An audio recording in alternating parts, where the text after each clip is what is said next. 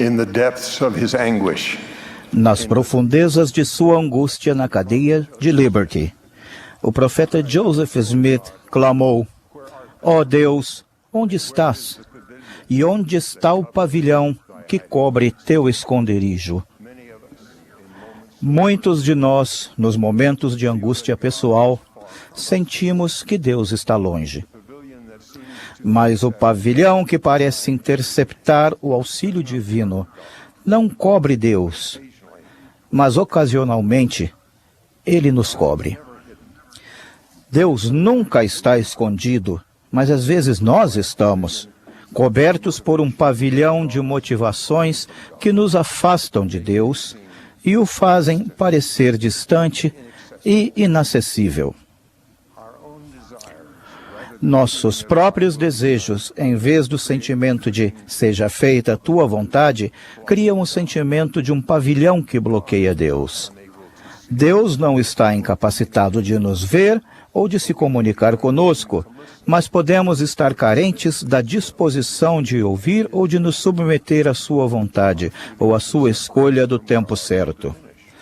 Nosso sentimento de separação de Deus diminui à medida que nos tornamos mais semelhantes a uma criança diante dele.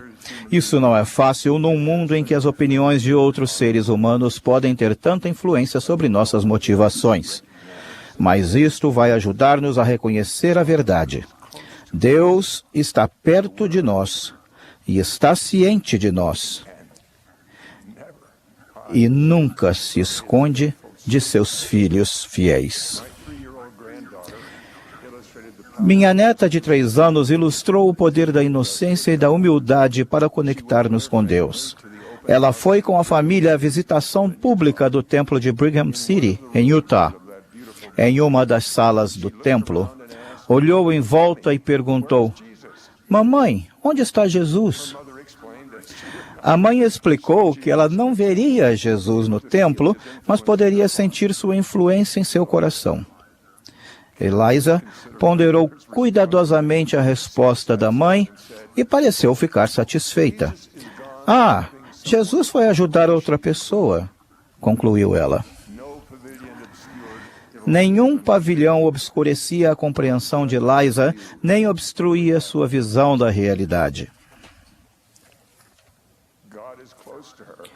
Deus está perto dela e ela se sente próxima dele. Ela sabia que o templo é a casa do Senhor, mas também compreendia que Jesus Cristo ressuscitado e glorificado tem um corpo e só pode estar em um lugar em determinado momento. Se ele não estava em sua casa, ela reconhecia que ele deveria estar em outro lugar. Pelo que ela conhecia do Salvador, sabia que ele estaria em algum lugar fazendo o bem para os filhos de seu pai. Era evidente que ela tinha esperado ver Jesus, não como um milagre confirmador de sua existência, mas simplesmente porque ela o amava. O Espírito pode revelar à mente e ao coração da criança o consolo que todos nós precisamos e queremos. Jesus Cristo vive e Ele nos conhece, zela por nós e cuida de nós. Nos momentos de dor, solidão ou confusão, não precisamos ver Jesus Cristo para saber que Ele está ciente de nossa situação e que sua missão é abençoar. Sei por experiência própria que o que Eliza sentiu, podemos sentir também, muito depois de deixarmos a infância para trás. Nos primeiros dias de minha carreira profissional, trabalhei arduamente para conseguir uma cadeira de professor na Universidade de Stanford.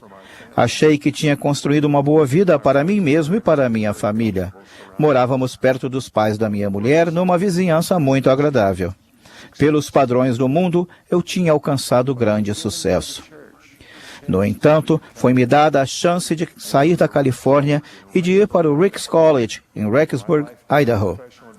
Os objetivos profissionais de toda a minha vida talvez fossem um pavilhão separando-me de um pai amoroso que sabia melhor do que eu o que o futuro me reservava. Porém, tive a bênção de saber que quaisquer que fossem os sucessos que eu tivera na carreira profissional e na vida familiar até aquele ponto, eles tinham sido uma dádiva de Deus. Então, Como uma criança, ajoelhei-me em oração para perguntar o que devia fazer. Pude ouvir uma voz serena em minha mente dizendo: é a minha escola.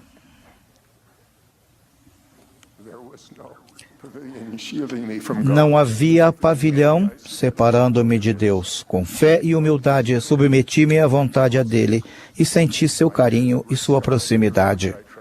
Meus anos no Ricks College, durante os quais procurei buscar a vontade de Deus e executá-la, impediram que o pavilhão me cobrisse ou obscurecesse o papel ativo de Deus em minha vida.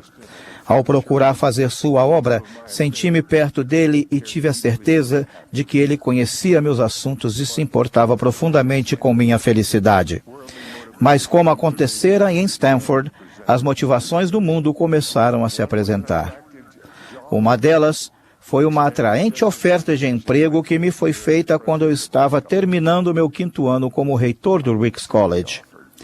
Eu a analisei e orei a respeito dela, e até conversei com a primeira presidência a respeito dela. Eles responderam com carinho e de modo bem-humorado, mas sem dúvida, sem uma orientação firme. O presidente Spencer W. Kimball me ouviu descrever a oferta que eu havia recebido de uma grande empresa e disse: ora, Hall, isso me soa como uma oportunidade maravilhosa. E se algum dia precisarmos de você, saberemos onde encontrá-lo.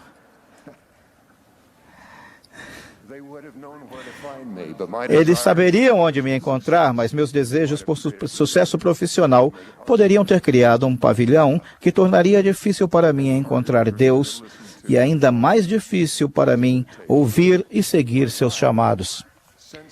Minha mulher, sentindo isso, teve a forte impressão de que não deveríamos sair do Ricks College, mas ela insistiu sabiamente que eu devia buscar minha própria revelação. Então, orei de novo.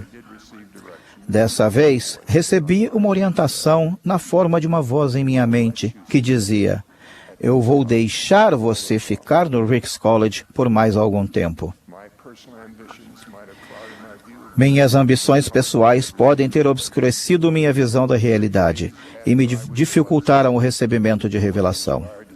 30 dias depois que fui abençoado com a decisão inspirada de recusar a oferta de emprego e de permanecer no Ricks College, a represa Teton rompeu. Deus sabia que aquela represa se romperia e que centenas de pessoas precisariam de ajuda. Ele deixou que eu buscasse conselhos e pedisse sua permissão para permanecer no Ricks College. Somente ele sabia todos os motivos pelos quais meu serviço seria valioso na faculdade e em Rexburg. Assim, eu estava lá para perguntar ao Pai Celestial em frequente oração o que ele gostaria que eu fizesse por aqueles cujas casas e negócios haviam sido danificados ou destruídos.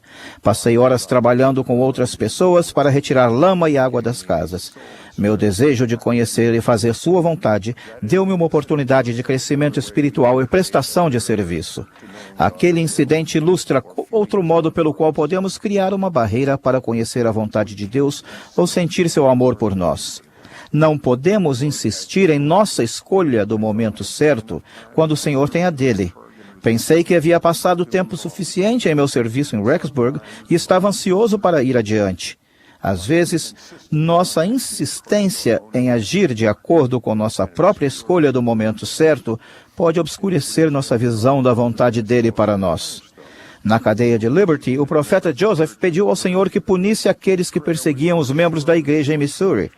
Sua oração pedia que a retaliação fosse firme e rápida.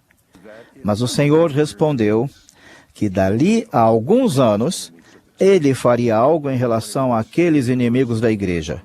No versículo 24 da seção 121 de Doutrina e Convênios, ele disse: eis que meus olhos veem e conhecem todas as suas obras, e tenho em reserva um julgamento rápido a seu próprio tempo para todos eles, pois cada homem tem um tempo designado de acordo com suas obras.